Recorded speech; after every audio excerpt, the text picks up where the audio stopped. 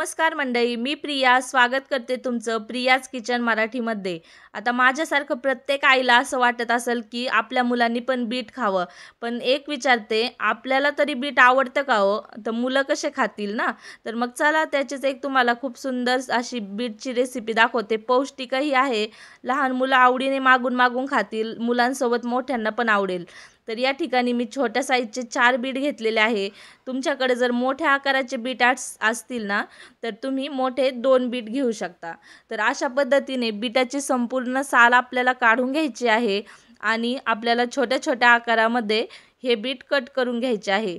आता हे बीट आपण मिक्सरच्या भांड्यामध्ये वाटून घेणार आहोत, तर त्याच्यामुळे छोट्या छोट्या साईजमध्ये आपल्याला हे बीट कट करून घ्यायचे आहे। तुम्हाला जर हवा असेल तर या ठिकाणी तुम्ही किसून पण घेऊ शकता। आता मिक्सरच्या भांड्यामध्ये काही बीटाचे तुकडे घालायचे, थोडं थोडं पाणी घालायचं आणि आपल्याला अशा पद्धतीने हा बीटाचा ज्यूस काढून घ्यायचा आहे।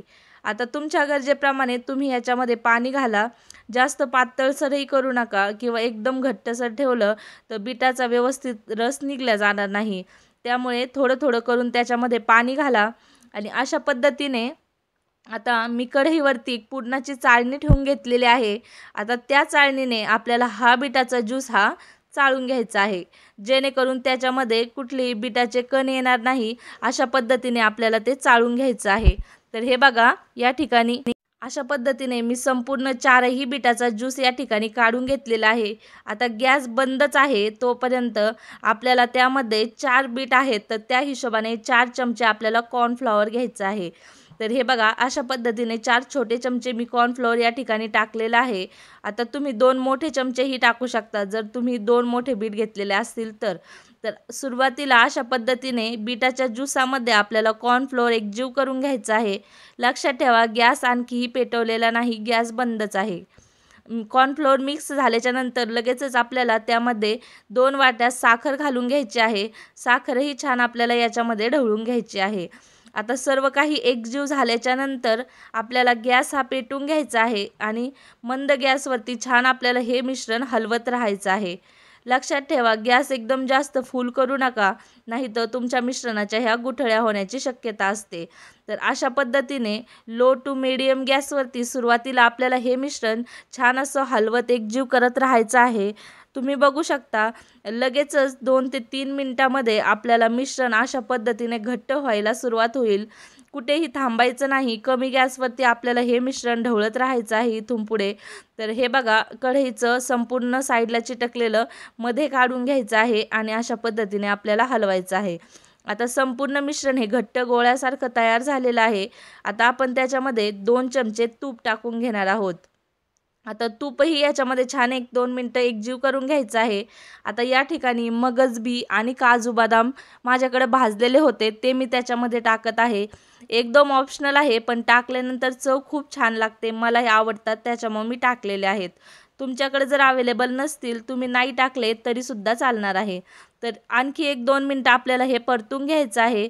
तर हे बघा, तूप आपलं सगळं हलव्यामध्ये एकजीव झालेलं आहे आणि मिश्रण आपलं असं पॅन सोडायला लागलेलं आहे। तर हे बघा, अशा पद्धतीने मिश्रण पॅन सोडायला लागलं की लगेचच एका टीनला मी अशा पद्धतीने तेल लावून घेतलेलं आहे। आता त्या तेल लावलेल्या टीनमध्ये मी या ठिकाणी सुरुवातीला जे ड्रायफ्रूट्स भाजून ठेवले होते ते खाली टाकते आहे। तुमच्याकडे असतील तर टाका, नसतील तर नाही टाकले तरीसुद्धा चालणार आहे। तर हे बघा, अशा पद्धतीने मिश्रण कढई सोडायला लागलं की ते मिश्रण आपल्याला ह्या तेल लावलेल्या टीनवर काढून घ्यायचं आहे। तुमच्याकडे जर अशा पद्धतीचा टीन नसेल तर तुम्ही एखाद्या ताटात पण काढू शकता। आता बीटाचे खूप सारे फायदे आहेत। उच्च रक्तदाब नियंत्रित होतो बीटामुळे, त्याचसोबत पाचनशक्ती वाढण्यासाठी बीट खूप फायदेशीर आहे। तसेच शरीरात हिमोग्लोबिनची मात्रा वाढवण्यासही बीटाची खूप मदत होते। आता ह्या बीटामध्ये सोडियम, पोटॅशियम, मॅग्नेशियम, फॉस्फरस आणि आणखी बरेच पोषक तत्व असतात। सोबतच बीट त्वचेसाठीही खूप फायदेशीर आहे। त्यामुळे बीट खाणं खूपच चांगलं आहे. तर तसं आपण बीट प्रत्येक जणाला आवडतं असं नाही त्याच्या चवीमुळे. तर तुम्ही अशा पद्धतीने बीटाच्या वेगवेगळ्या रेसिपी बनवू शकता आणि ते खाऊ शकता. तर हे बघा, आता गरम असतानाच आपल्याला ही बर्फी पूर्ण सेट करून घ्यायची आहे. त्याच्यानंतर त्याच्यावरून थोडेसे जे ड्रायफ्रूट उरलेले होते ते घालून दिले. आता वरतीच अर्धा पाऊण तास थंड करून घ्यायचं, नाही तर तुम्ही 10 ते 15 मिनटं फ्रीजमध्ये पण ठेवू शकता. तर हे बघा, अशा पद्धतीने आपला हलवा पूर्ण सेट झालेला आहे. आता याच्या सुरीने आपण बाजू सोडून घेऊया आणि छान ताटामध्ये आपण हे काढून घेऊया. आता 3ला तेल लावल्यामुळे हा आपला कराची हलवा एकदम व्यवस्थित असा निघला जातो आणि कुठेही तो तुटत नाही. आता ही प्रोसिजर पूर्ण हा थंड झाल्यावरच करा. गरम असताना काढू नका, नाहीतर तुटण्याची शक्यता असते. तर हे बघा, आपली बीटाची मिठाई किंवा बीटाचा हलवा बनवून तयार झालेला आहे. खूप मऊ, लुसलुशीत आणि त्याच्यासोबत तेवढाच चवदार पौष्टिक हा हलवा आहे. तुम्हीही नक्की बनवून पहा. तुमच्या मुलांना खायला द्या. त्यांना नक्कीच ही मिठाई आवडेल आणि लहान मुलांसोबत मोठ्यांनाही ही मिठाई आवडणारी आहे. तर ही रेसिपी तुम्हाला कशी वाटली मला कमेंट करून सांगा. जर आवडली असेल तर लाईक करा, इतरांनाही शेअर करा आणि नक्की आपल्या चॅनलला सबस्क्राईब करा.